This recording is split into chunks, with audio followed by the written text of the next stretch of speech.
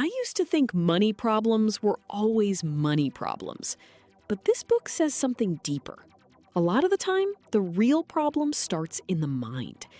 That is why Think and Grow Rich still gets talked about so much. It is not really a book about investing or fancy money tricks. It is a book about how clear thinking can shape what you build. What stood out to me first is how strong this idea is. If I do not know what I want, I usually drift. I waste time, I get busy, but not useful. Hill says wealth starts when I make a real decision about what I want and why I want it. That sounds simple, but it is not.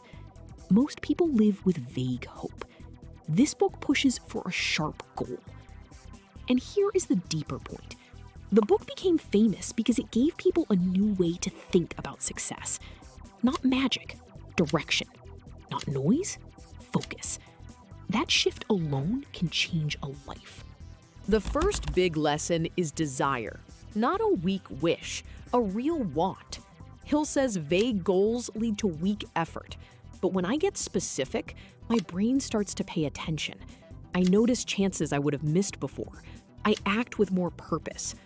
Then he adds faith, which I like to read as self-belief and mental rehearsal.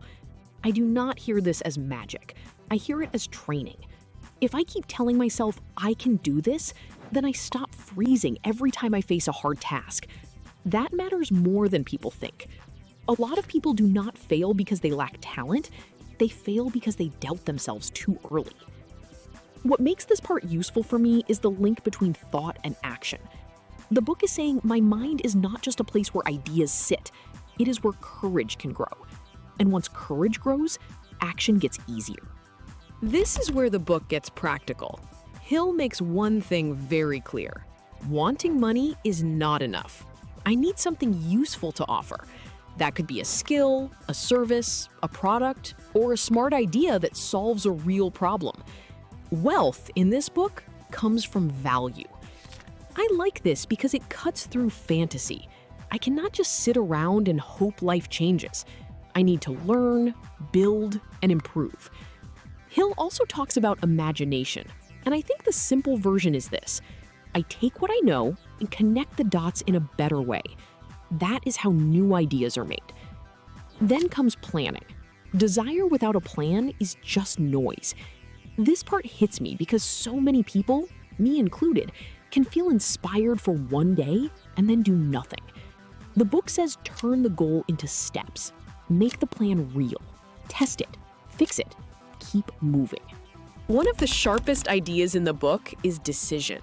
Hill seems to say that successful people decide faster and second-guess less. That feels true to me. Indecision drains life. It makes simple things feel heavy.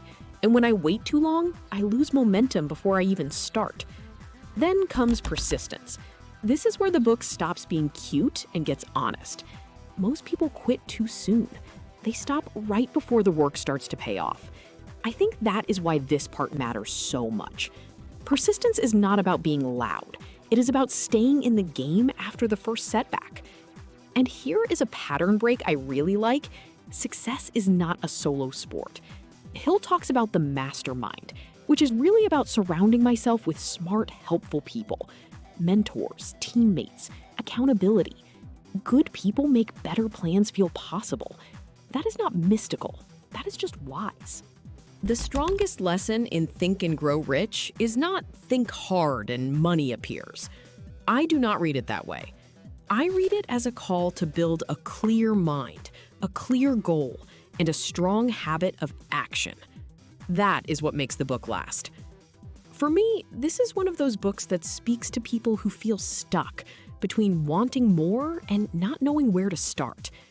The answer is not more pressure. It is clarity. First, know what I want. Second, build the skill or offer that creates value. Third, make a plan and keep going long enough to learn from it. That simple chain can change a lot. I also think the book is best when I stay practical and a little careful. Some of its old ideas are dated, but the core message still matters. Belief shapes effort. Effort shapes results. and the people around me matter too. If you want more book ideas made simple, subscribe to the 5-Minute Shelf. I keep coming back to books like this because they remind me that real change starts before the money ever shows up.